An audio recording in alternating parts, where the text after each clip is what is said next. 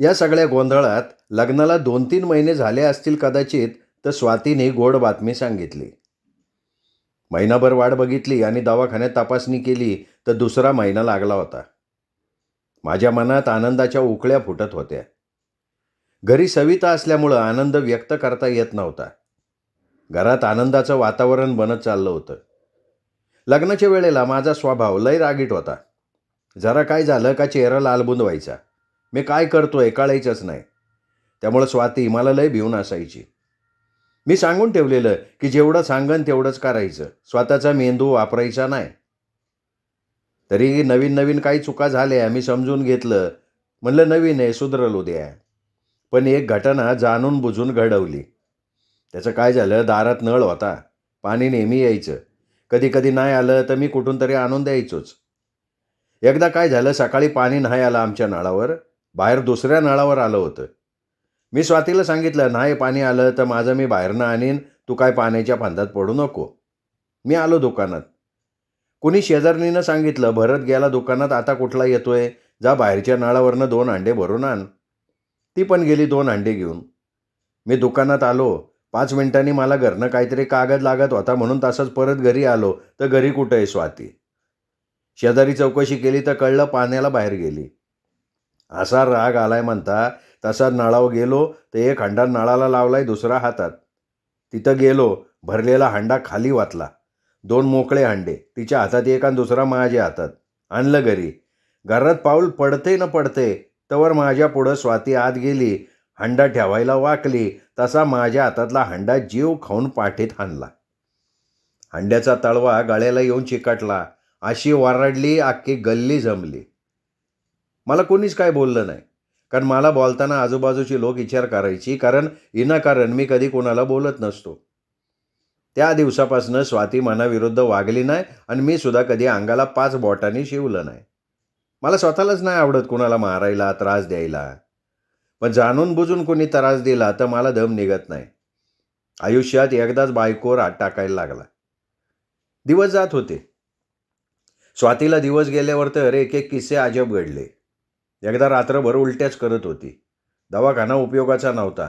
घरात तिघच. कोणाला काय कळतंय त्यातलं. कधी काय खाऊ वाटलं सांगता यायचं नाही.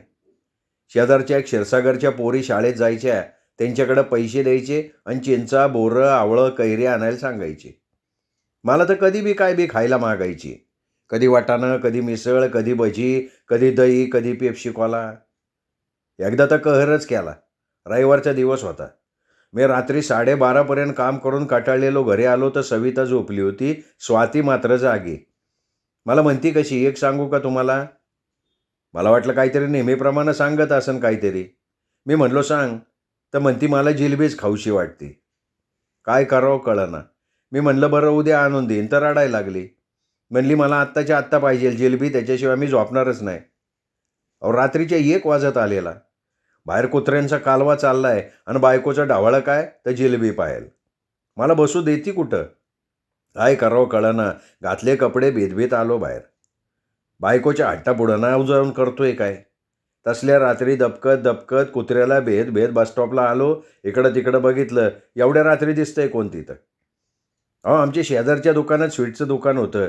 त्यांचा भटारखाना विजू खडकेच्या पानटपरीच्या मागं होता म्हणून तिथं गेलो तर योगायोगानं तिथं माल बनवायचं काम चाललं होतं. त्यांच्याशी गोड बोलून जिलबी बनवून घेतली किलोभर. आता घरी कसं जायचं? आलो परत बस स्टॉपवर. तेवढ्यात PMTची कर्मचाऱ्यांना सोडायला रात्री 1 वाजता बस यायची ती आली. त्यातून शेजारचे सातपुते उतरले. त्याच्याबरोबर घरी आलो आणि बायको पुढं किलोभर गरमागरम जिलेबी ओतली. त्यातली फक्त 1 जिलबी खाल्ली तिने आणि म्हणती कशी, पोट भरलं माझं, द्या ठेवून सगळी. हे असे सगळे डोहाळे. आम्ही ज्या चाळीत राहिला त्याच्या पूर्वेला शिवातात्या हरपळे यांची घराची पाठभिंत. त्यांचं जुन्या पद्धतीचं कौलं रुगर. तर खाली भिंती पांढऱ्या मातीतल्या दगड आणि भेंड्याच्या बनवलेल्या. बायकोला तिथली माती चांगली लागली तर कुरतडून कुरतडून टवकं काढून निम्मी अर्धी भिंतच उघडी केली. त्यांच्या लक्षात जेव्हा ही गोष्ट आली तेव्हा साळसूतपणे कान पाडून ऐकत राहिली. शिव्या तात्याच्या घरची चाळीतल्या बारक्या पोरांच्या नावानं दिवसभर शिव्या देत होती. चाळीतल्या जवळजवळ सगळ्या स्त्रियांना माहिती होतं ही भिंत कुणी उरकली, पण स्वातीवरच्या प्रेमामुळं त्यांनी सुद्धा असं म्हणले की लहान मुलांनी उरकलं असेल. सगळं जिकडं तिकडं झाल्यावर स्वातीला म्हणल्या का बारक्या पोरीने हे काम केलं आणि बोलणं मात्र आमच्या पोरानं बसलं. अहो कधी कधी लहान मुलीसारख्या हट्ट करायची, कधी खारी मागायची, कधी टोस्ट मागायची. मला पण नाईलाजानं हट्ट पुरवायला लागायचा. त्यात महत्त्वाचं म्हणजे दिवस गेलेले, सारख्या उलट्या व्हायच्या, काय बाय खाऊ वाटायचं. तरी सुट्टीच्या दिवशी पुण्याला न्यायचो. सारसबाग, पर्वती, शनिवारवाडा. एकदा तर कानिपनाथाच्या डोंगराकडं आम्ही तिघं फिरायला गेलतो. कधी राजबागेत लोणीला, कधी रामदाऱ्यात, कधी थेऊरला, तर कधी नारायणपूरला. एकदा बनेश्वरला फिरायला गेलतो. 6 दिवस मन लावून भरपूर काम करायचं, कमवता येईल तेवढं कमवायचं आणि 1 दिवस भरपूर फिरायचं. अहो आपलं पण दुकानाचं साहित्य आणायला लागायचं. तिथं पुण्यात पण लहान मुलासारखं काय पण घ्यायचं. कधी काय घेईन तर कधी काय. खाया-पियाचा हट्ट करल. दत्त मंदिराजवळून निघालो का गुजर मस्तानी हाऊस दिसलं का निघालोच तिकडं. विचार नाही का काय नाही. बरं त्या काळी अल्लड पण नव्हतं, प्रौढत्व आलेलं नव्हतं. त्यामुळं काय मागन ते द्यायला लागायचं. आपल्या बायकोचा हट्ट आपण नाही तर कोण पुरवणार असा विचार करून घ्यायचो. हळूहळू पुण्याला जाणंच त्रासदायक वाटायला लागलं. तरी पण तसंच जायचो. सविताचा तर लय लाड केला. काय मागल ते घेऊन द्यायचो. खाणं, पिणं, लेणं, नेसणं सगळं. पहिल्यापासून मुलीप्रमाणे सांभाळ केलेला. लग्न झालं तरीसुद्धा तिच्याशी वागण्या बोलण्यात, देण्या-घेण्यात फरक केला नाही. त्यावेळेस स्वातीला 5वा नाही तर 6वा महिना लागला असन. निजाम पठाण, लोणीचा राहणारा. त्याचं लग्न ठरलं होतं. ते औरंगाबादला होणार होतं. आम्हाला आमंत्रण घेऊन आला आणि सहकुटुंब लग्नाला आलं पाहिजे असं सांगून गेला. त्यावेळेला सविता गावी गेली होती म्हणून मी आणि स्वाती दोघांनी मिळून औरंगाबादला लग्नाला जायचं ठरलं. म्हणलं लग्नापरी लग्न आणि औरंगाबाद बघता येईन असा विचार केला. लग्नाच्या आदल्या दिवशी 4-5 वाजता लोणीला गेलो. त्याने टुरिस्ट बस केली होती पण लय गर्दी दिसली म्हणून निजामला भेटलो. त्याला म्हणलं मी शिवाजीनगरवरनं बसनी येतो. या गर्दीत स्वाती काय दम काढायची नाही. अगोदर तिला उलट्याचा त्रास होतोय. ही गोष्ट त्याला पटली. त्याने अनुमती दिली. मग आम्ही दोघं लोणीवरनं बसद्वारे शिवाजीनगरला जायचं ठरलं. तिथं गेल्यावर कळलं बस पार रात्री 10-11 वाजता सुटतात. आम्ही तिथं जाता करता 8 वाजून गेलेल्या. एका टुरिस्ट बसची 2 सीटचं रिझर्वेशन केलं. बसच्या वेळेची खात्री करून घेतली. 2 तास वेळ होता. तिथून रिक्षा करून संभाजी बागेत आलो. तिथं भेळ, पाणीपुरी खाण्यात, गप्पा मारण्यात वेळ कसा गेला कळलं नाही. 10:30 वाजता रिक्षा करून शिवाजीनगरला परत आलो. तोपर्यंत तिथं बस येऊन थांबली होती. प्रवासी आपली सीटवर बसायच्या गडबडीत होते. आम्ही आमची सीट कन्फर्म करून घेतली. जवळ पाण्याची बाटली, सुपारी पुड्या घेतल्या. सीटवर येऊन बसलो. बरोबर 11:15 वाजता बस हलली. सिटीतून थोडी हळूहळू चालली. वाघोली मार्गे शिक्रापूर, रांजणगाव, नगर मार्गे बस औरंगाबादकडं चालली झाली. वाघोली येईपर्यंत स्वाती जागी होती. जसजसा हवा लागल तसतसं स्वाती गुंगली. ती झोपली. ती नगरला बस चहा पाण्याला थांबली असेल आणि मग जी निघाली ती पहाटे 4:15च्या दरम्यान औरंगाबाद स्टँडाजवळ थांबली. तिथं उतरलो. जवळ एक हॉटेल बघितलं. तिथं तोंड व्यवस्थित धुवून चहापाणी केलं. थोडा वेळ इकडं तिकडं केलं. 7च्या दरम्यान लग्न घरी आलो. तिथं निजामची भेट घेतली. त्याच्याशी आम्ही दोघं बोललो.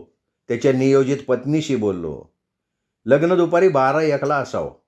तोवर तिथल्या लोकांना सांगून बाहेर पडलो. थोडंसं पायी रोडपर्यंत आलो. तिथनं रिक्षा केली. पानचक्की पायला जायचं ठरवलं. तिथं गेलो. मस्त वाटलं. जुन्या लोकांच्या कल्पनेला दाद द्यावीशी वाटली. पाण्यावर चालणारी ती अजस्त्र दगडी चक्की बघितली. समाधान वाटलं. तिथं थोडा वेळ पाहण्यात घालवला.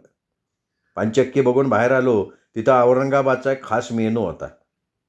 बरीच लोकं खात होती म्हणून आम्ही पण घेतला. थोडासा खाल्ला असेल. नाही आवडला दिला टाकून आणि रिक्षा करून बीबी का मकबरा पाहायला गेलो. तिथं गेलो आत काय सांगू, हुबेहूब ताजमहालच. फक्त चमक कमी, नाही तर सेम टू सेम. तिथं आतमध्ये बराच फिरलो. जोडीनं फोटो काढले. इमारतीत फिरलो. गाईडकडनं माहिती ऐकून घेतली. औरंगजेबची दुसऱ्या पत्नी प्रित्यर्थ तो बांधलेला होता. आमाप धन खर्ची घातलं होतं त्यासाठी. औरंगाबादच्या प्रेक्षणीय स्थळांच्या यादीत महत्त्वाची 4-5 नावं माहिती होती. पण दुपारी 12 वाजेपर्यंत लग्नस्थळी पोचणं महत्त्वाचं. त्यामुळं महत्त्वाची स्थळंच बघायची होती.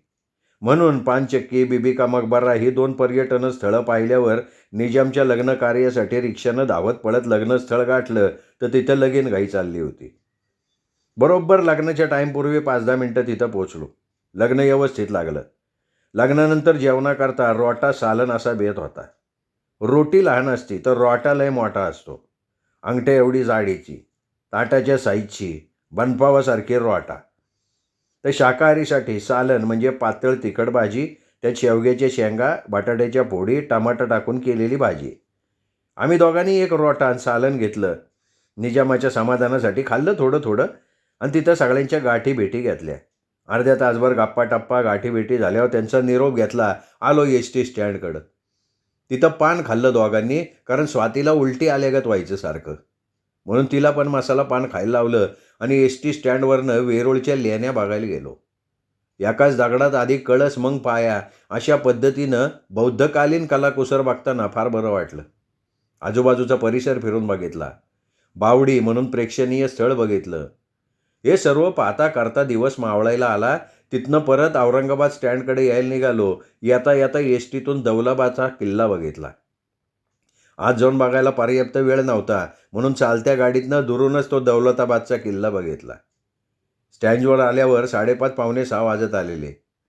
तिथं गाडीची चौकशी केल्यावर कळलं रात्री 10 नंतरच्या गाडीने गेलं तर पुण्यात पहाटे 5-5:30ला पोहोचता येतं.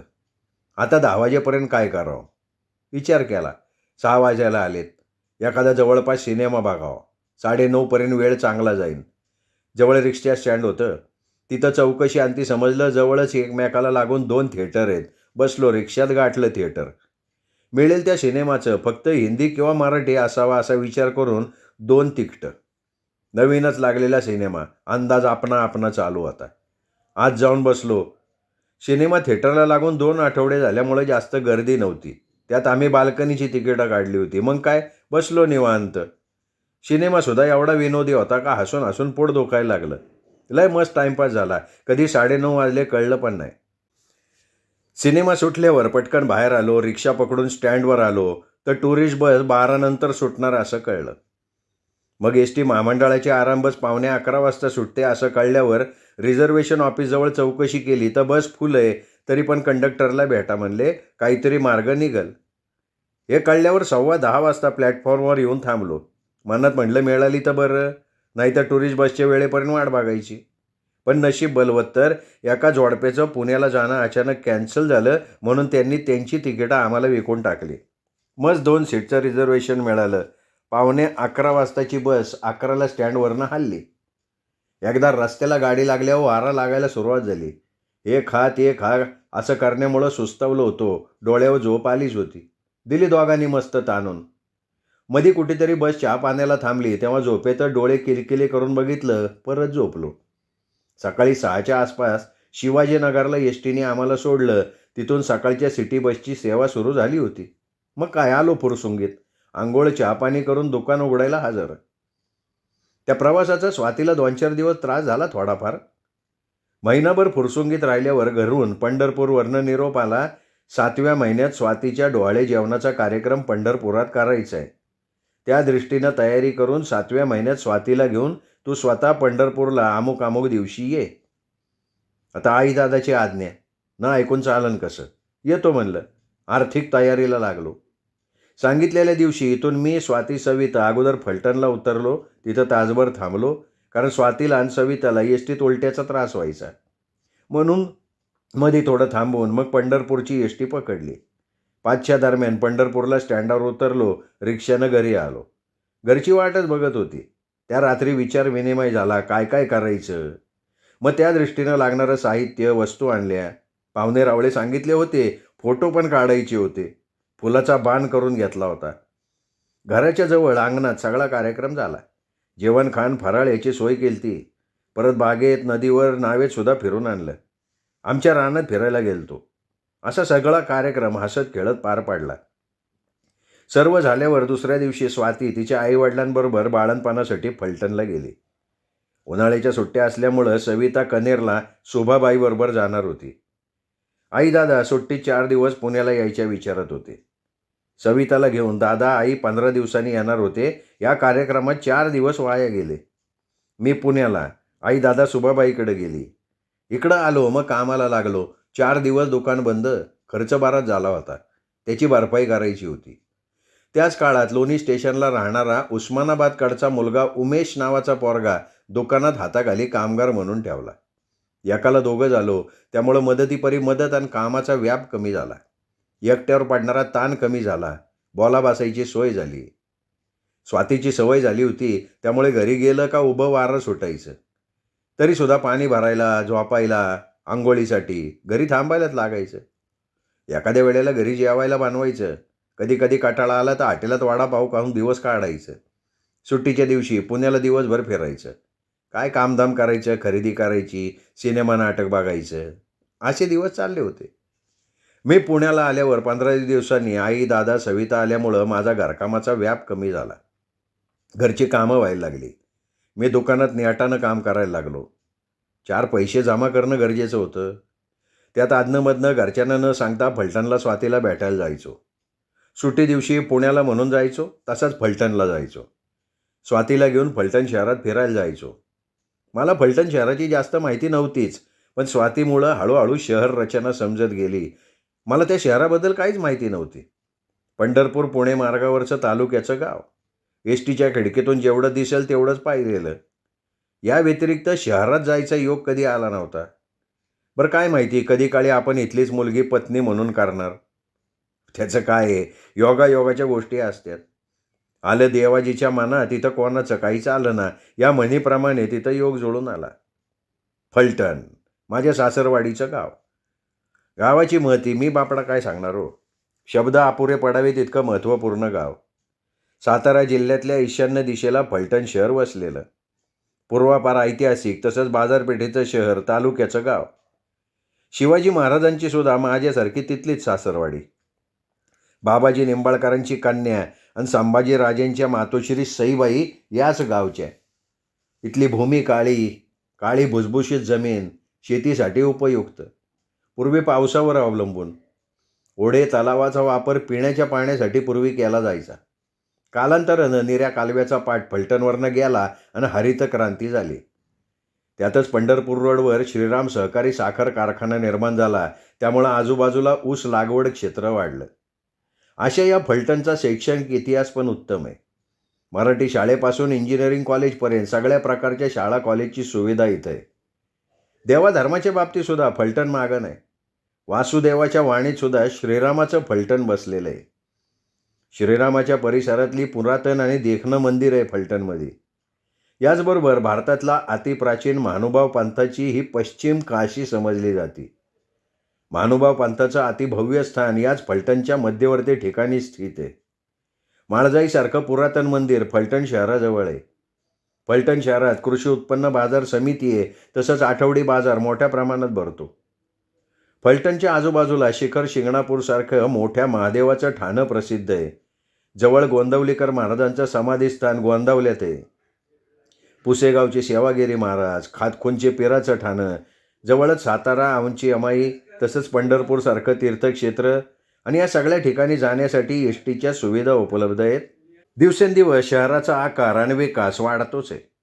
फलटणमध्ये सरकारी तसंच खाजगी दवाखाने आणि हॉस्पिटल पुरेशा प्रमाणात उपलब्ध आहेत. आज फलटणची लोकसंख्या 50,000च्या वर असेल. एका बाजूला बारामतीसारखं परिपूर्ण शहर, तर दुसऱ्या बाजूला सातारासारखं ऐतिहासिक जिल्ह्याचं ठिकाण, याच्यामध्ये हे छानसं शहर वसलेलं आहे. 18 पगड जमाती इथं गुण्यागोविंदानं नांदतात. निंबाळकर राजेसारख्याच्या देखरेखीखाली सुरक्षित शहर म्हणून आजसुद्धा याचा उल्लेख होतो. भरपूर उपजत शेती, जमीन, अनेक प्रकारची पिकं इथले शेतकरी तयार करतात. त्यामुळं बाजारपेठ कायम गजबजलेली असते.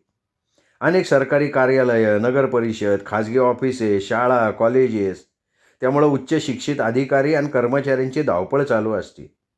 कारखाना, बिग बाजार याचीसुद्धा यात भर पडली आहे. शहरात उद्यानं, लहान मुलांसाठी मैदानं उपलब्ध आहेत. अशा या ऐतिहासिक खात्यापित्या शहरात माझी सासरवाडी राहते, त्यामुळं मला या शहराची थोडीफार माहिती कळली. अशा या सुखसमृद्धीनं नटलेल्या फलटण शहरात फिरण्याचा योग सुरुवातीला आला नाही, पण स्वाती बाळणपणासाठी फलटणला गेल्यावर आला. व्हायचं काय, 8-15 दिवस कसे तरी कामाधामात जायचे, पण एखाद्या सुट्टीच्या दिवशी लय आठवण यायची. मग कधी सांगून तर कधी न सांगता पुण्याला म्हणून जायचो आणि स्वातीला भेटायला फलटणला जायचो. घरून सकाळी 7-8 वाजता हडपसरला जायचं. तिथनं मिळेल ती एस टी पकडायची, फलटणला यायचं. स्टँडवर उतरलं, लहान मुलांना काहीतरी खाऊ घ्यायचा. पायी पायी पंढरपूर रोडनं कॅनॉलवर तिथून समोर कारखान्याच्या रूम दिसतात तिथं जायचं, घरात थोडा वेळ थांबायचं, चहा पाणी करायचं. तेवढ्यातच कुठं जायचं ते ठरवायचं. कधी गोंदावलं, कधी शिखर शिंगणापूर, कधी फलटणमध्येच कुठंतरी असं फिरायला जायचं ठरवायचं. 8 महिन्याचं किंवा 9 महिन्याचं गाड्या एवढं पोट आलेलं, पण डकाव करत फिरायची स्वातीला लय हौस. तसंच फिरायला गेल्यावर खायला, प्यायला, नवं जुनं घ्यायला मिळायचं, हौसमौज करायला मिळायची. त्यामुळे मी आलेलो दिसलो की स्वातीची तयारी, लगी कपडे बदलून गंध पावडर करून निघाली ती माझ्या पुढं रस्ता दाखवायला हो. आमच्याबरोबर कधी मेहुणी, तर कधी मोठ्या मेहुणीची मुलं, तर कधी कधी आम्ही दोघंच राजा राणीसारखं फिरायला जायचो. जास्त करून शिखर शिंगणापूरला जायला स्वातीला आवडायचं. वेळ नसेल तर गावातल्या गावात राम मंदिरात, चतुर्थी असेल तर कारखान्याच्या पलीकडे शेतात एक गणेशाचं छोटेसं मंदिर आहे, तिथं तिला जायला आवडायचं. आधीमध्ये माळजाईला जायचो. तिथं हवेशीर झाडाखाली गप्पा मारत बसायचो. भविष्य काळाविषयी विचार करत बसायचो. स्वातीला तसंच सोबत कोणाला आणलं असेल तर त्याला हॉटेलात खायला न्यायचो. कधी कधी लय गरम होत असेल तर आईस्क्रीम मस्तानी चारायचो. त्यामुळे दिवस कसा जायचा कळायचा नाही. कधीतरी तिथं मुक्कामाला राहायचो, तिथल्या घरात मिसळायचो. मेहुणा लहान, पण त्याच्याशी जास्त कधी सूर नाही जुळले. जास्त करून मेहुण्या लहानच लहान होत्या. सासूबाईंनी मला भावाच्या नात्यानं धरलं होतं. त्यामुळं घरात वरांड्यापासून किचनपर्यंत खुल्ला वावर.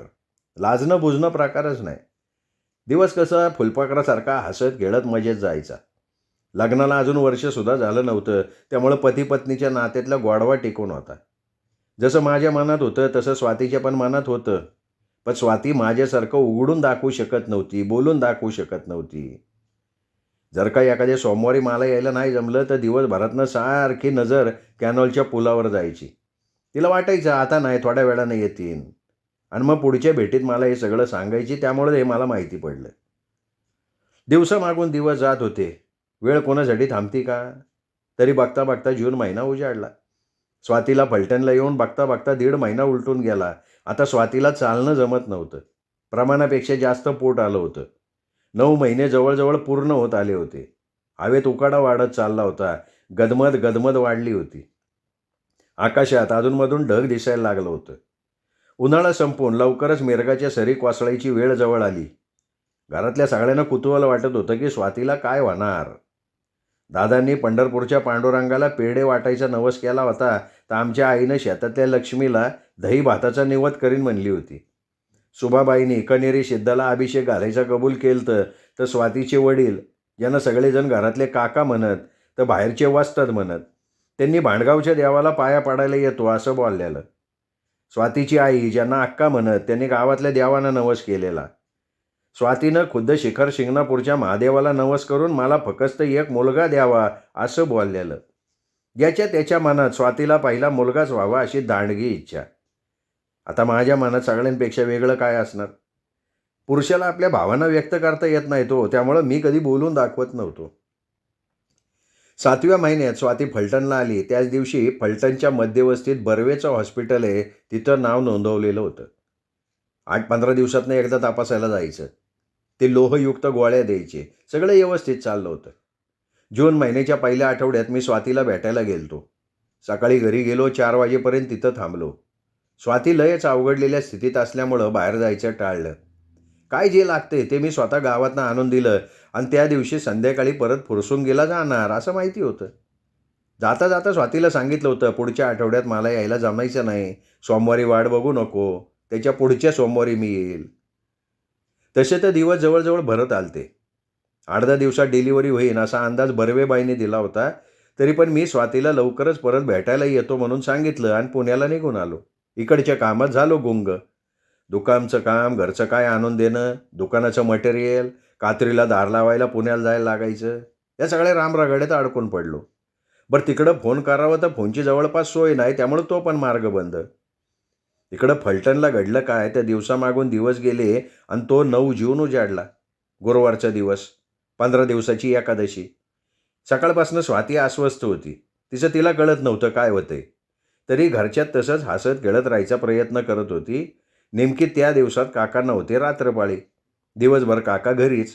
सारखं विचारायचे काय होतंय का म्हणून. पण पहिलीत करीन असल्यामुळं नक्की काय त्रास होतोय तेच कळत नव्हतं. संध्याकाळच्या 8-8:30पर्यंत काका घरीच होते. जायच्या अगोदर विचारायची, आज सुट्टी घेऊ का, त्रास होतोय का. पण नक्की काय होतंय ते न समजल्यामुळं स्वाती म्हणली, तुम्ही जावा रात्रपाळीला कामाला, मला काही एवढा त्रास होत नाही. काका गेले कामाला. ते एकदा कामाला गेल्यावर परत त्यांना बोलवायला जमायचं नाही, कारण त्यांची ड्युटी चेअरमनच्या बंगल्यावर असायची. काका कामाला गेले 9च्या दरम्यान आणि 10-10:30ला स्वातीला जाणवायला लागलं का त्रास जास्तच होतोय. अक्का आणि स्वाती घरात जाग्या, बाकी लहान पोरं, त्यात रोहिणी, अनुराधा, गणेश, सोनी सगळी चिल्लर. अक्काच तेवढी कळती. आता रात्र जशी जशी वाढत चालली तशी स्वातीला त्रास वाढायला लागला. बरं, एवढ्या रात्री रिक्षा तर कुठनं आणायची. अक्काने आयडिया केली. रात्री 11 वाजले असतील. कॉलनीत सगळा शुकशुकाट.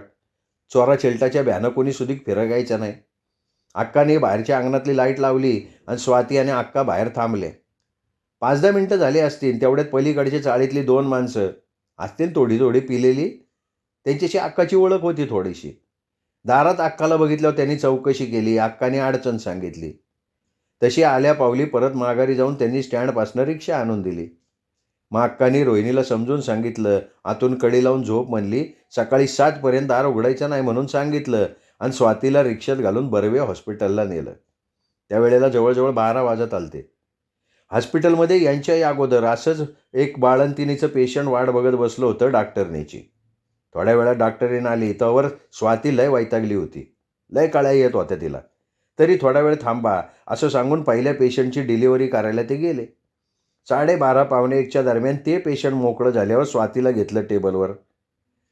ज्या वेळेस पंढरपुरात वाळवंटात एकादशीच्या हरिकीर्तनात वारकरी दंग होते, विठूनामाच्या गजराचा ध्वनी पंढरपुराबरोबर फलटणमध्ये निनादत होता आणि एकादशी उपवास संपून बार्शीच्या दिवसाला सुरुवात व्हायला लागली. शुक्रवारी माळजाईला जाग यायला इकडं बर्वेबाईच्या हाताला यश आलं आणि कौशल्याच्या साक्षीनं माने घराण्याचा वंशज आणि भरत आणि स्वाती माने एका क्षणात मुलाचे आईबाप बनले. श्रोते हो, आजचा भाग इथेच संपला. आजचा ह्या भागाचा प्रश्न की भरत माने आणि स्वाती माने या पती पत्नींनी औरंगाबादला कुठला सिनेमा बघितला. प्रश्न पुन्हा एकदा. औरंगाबादला मित्राच्या घरच्या लग्नाला गेलेले असताना भरत माने पती पत्नींनी कोणता सिनेमा बघितला आणि मग रात्रीची एसटी पकडली. प्रश्नाचं अचूक उत्तर कमेंट करून द्या, कारण अचूक उत्तरं देणाऱ्या 10 जणांना भरत माने सरांतर्फे भरतायन या कादंबरी विनामूल्य मिळणार आहे, घरपोच मिळणार आहे. फक्त अट एवढीच आहे की सगळे भाग ऐकून प्रत्येक भागात विचारलेल्या प्रश्नाचं अचूक उत्तर द्यावं. मग लॉटरीद्वारे 10 जण निवडले जातील आणि त्या 10 जणांना भरतायन संघर्ष जीवनाचा हे आत्मचरित्र विनामूल्य घरपोच मिळेल. धन्यवाद.